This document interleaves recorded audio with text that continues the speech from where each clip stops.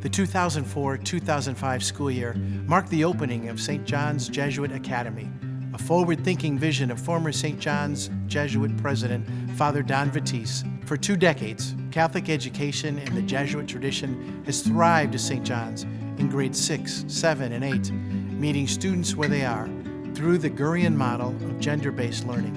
Under the creative leadership of founding principal Mr. Chris Knight of the class of 78, and sustained in part by the dedication of his wonderful wife Brenda, we are proud to celebrate 20 years. So with the Academy's founding, it was a dream of a need for the city of Toledo more than anything, and especially the Catholic population and beyond of Toledo, Ohio. We can see from the consistency from the day that the doors opened in the Academy to our present day. It's a full enrollment. It's a need of young boys coming, desiring to have a depth and breadth of a Jesuit Catholic education. And clearly there's a need because they're in the pews, they're in the seats. It's forming men for others. It's forming young men growing up in an understanding of a worldview. It's young men growing up and excelling in academic excellence. It's young men who get to pray together and deepen their spirits and their souls. Can we have a greater need today than what we're seeing happening in the Academy? When we opened up in 2004, I remember there was only 4 of us when we first started, and I think the thing that got us off the ground was just the openness and just the willingness to do new things, to try different things. It was also controversial at times, right? I mean, as far as, pulling from the elementary schools, and so really we had to really thrive and become the best version that we possibly could to show that we belonged, to show that we were needed in the community. Chris's ability to open up the playbook was a great opportunity for us. Families latched onto that and really saw their sons thrive in a way where normally they wouldn't have. I remember early on I'd been given the position, and Chris had families who were apprehensive. So we had a meeting to try to meet them, calm them down, get to know me in that transition process. They were very guarded as to what the Academy was and what it had become under Chris in the initial years. And I think we maintained that going forward, but added some new things, new trips, new features, a new grade level, added the 6th grade while I was the Academy principal. So it was a great way to kind of maintain the traditions that Chris had established, but also grow in some new ways. Looking at the faculty I had in the Academy the entire time, I was just so blessed by incredible people. Each one of them was just incredible and brought these great skills and gifts to our students and to the community, and I'm friends and connect with many of them still today. Just a great opportunity to work with them. The Academy teachers, I continue to think of my closest friends. And so there's a beautiful thing that emerges when you have a really small, intimate part of the school that is seeking to really cultivate middle school students only. Of course, it's their own wing and we're all in our own little nebulous sphere, but the beauty is that the relationships have to be formed when you're in this small environment and you're specific with the age group. Very different developmentally than what you see in the high school.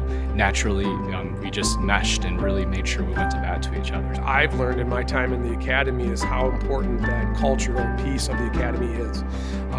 Growing for growth's sake is not something that we want to do. We want to grow in a meaningful, purposeful way to make sure that we're still keeping the identity of the Academy as what it was from the very beginning, which was making sure that they have an experience that is very different from other schools. Going from 60 students to 180, we've managed to keep that identity that is the core concepts and the culture of the Academy strong, and that's going to be a really important piece to emphasize moving forward.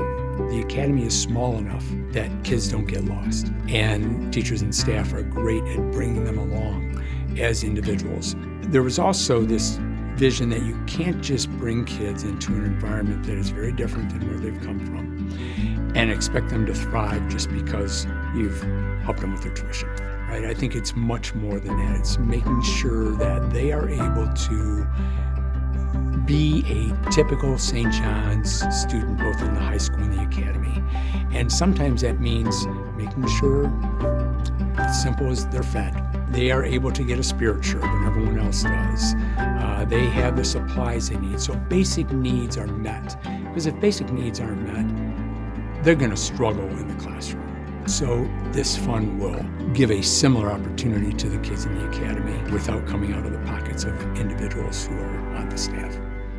Brenda and Chris are, in so many ways, the heart of what the Academy is and what it's forming the hearts of those young men to be. And so as we dream of this time and in this way, as much as Brenda and Chris would hate the honor and would want to crawl under a rock if they could, they are so well deserving. And may the lives of all those students that they touch be the testament and the testimony of who and how they have served for God and for those boys. To honor the past and present as we look forward to the future, the Ignite SJJA Fund has been established to support experiential learning expenses and the individualized care that Chris and Brenda have inspired, and which has truly become the trademark of the Academy. Dollars raised will be committed to meeting the basic necessities of Academy students who demonstrate need, to ensure each may fully experience a St. John's Jesuit Academy education without financial worry. For it is through Catholic education that we truly pass on the light of Christ Jesus. We ask for your support and generosity as St. John's Jesuit Academy continues to pave the way in laying the foundation for educating boys who go on to be competent, compassionate, and men for others.